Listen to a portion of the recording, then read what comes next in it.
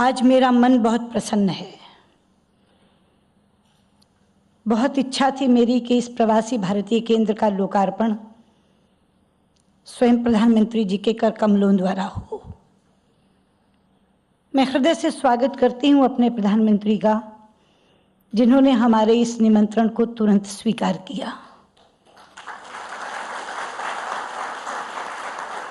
वैसे तो भवन बहुत बनते रहते हैं, लेकिन मैं क्यों चाहती थी कि प्रधानमंत्री इसका लोकार्पण करें, क्योंकि ये कोई दूसरा साधारण भवन नहीं है। मित्रों, ये एक बिल्डिंग नहीं है, ये ईंट लोहे सीमेंट की बनी हुई एक इमारत नहीं है। ये एक स्मारक है हमारे उन पूर्वजों का जो रोटी कमाने के लिए देश छोड़कर परदेश गए थे। ये यादगार है उस मोह की जो बरसों बरस की यातनाएं झेलने के बाद भी उन्होंने अपने देश के लिए पाले रखा था। और ये प्रमाण है उन परंपराओं का जिसका निर्वहन उनके वंशज, उनकी पीढ़ियां आज तक कर रही हैं। आज भी आप मॉरिशस में जाइए, फिजी में जाइए, त्रिनिदाद टोबैगो में जाइए, सूरीनाम में जाइए, वो पूरे विधि विधान से भारत के 30 त्योहार मनाते हैं। शिवरात्रि, जन्माष्टमी, बाद में भंडारा करते हैं, होली, दिवाली, ईद मनाते हैं। आज भी चाहे टूटी फूटी सही भोजपुरी को जिंदा रखा हुआ है, अपनी भाषाओं में मिश्रित करके भी बोलते हैं।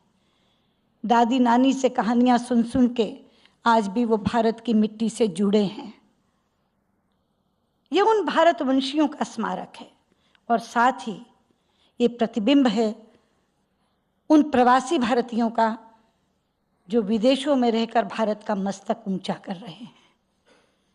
इसलिए भारतवंशियों और प्रवासी भारतीयों को समर्पित इस केंद्र का लोकार्पण करते हुए मैं बहुत ही भाव विभोर हो रही हूं।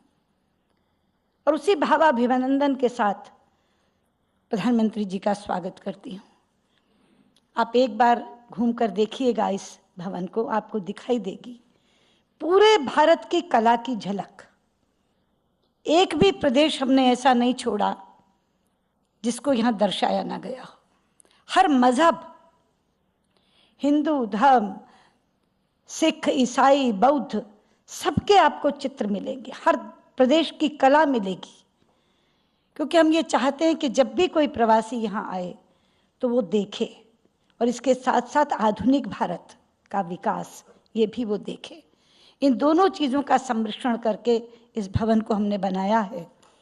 2002 की संकल्पना थी, 2004 में अटल जी की सरकार में तय हुआ कि नहीं, भूमि लेकर के बनाया जाए। 12 साल लगे। कभी तो लगता था कि ये सपना पूरा ही नहीं होगा, लेकिन सपना पूरा हुआ। मैं एनबीसीसी के लोगों को हृदय से बधाई देती हूँ जिन्होंने इसे आकार दिया। और यहाँ मासूमा जी बैठी हैं, उन्हें बधाई देती हूँ जिन्होंने इसे संवारा। तो आकार देने वाले भी मौजूद हैं आज और संवारने वाले भी मौजूद हैं, और इस रूप में ये भवन आपके सामने है। मैं चाहूँगी कि कार्यक्रम की समाप्ति के बाद एक बार एक पूरा टूर आप इस भवन का लें। और बहुत फैसिलिटीज़ हैं इसमें, बहुत फैसिलिटीज़ हैं। हमने 24 कमरे रखे हैं ऊपर उन प्रवासी भारतीयों के लिए जो यहाँ आते हैं लेकिन जिनके लिए कोई ठिकाना नहीं है रहने का। होटलों के कमरे महंगे हैं, रिश्तेदारों के घरों में जगह नहीं है, तो वो यहाँ बहुत नॉमिनल रेंट पर यहाँ रह सकते हैं।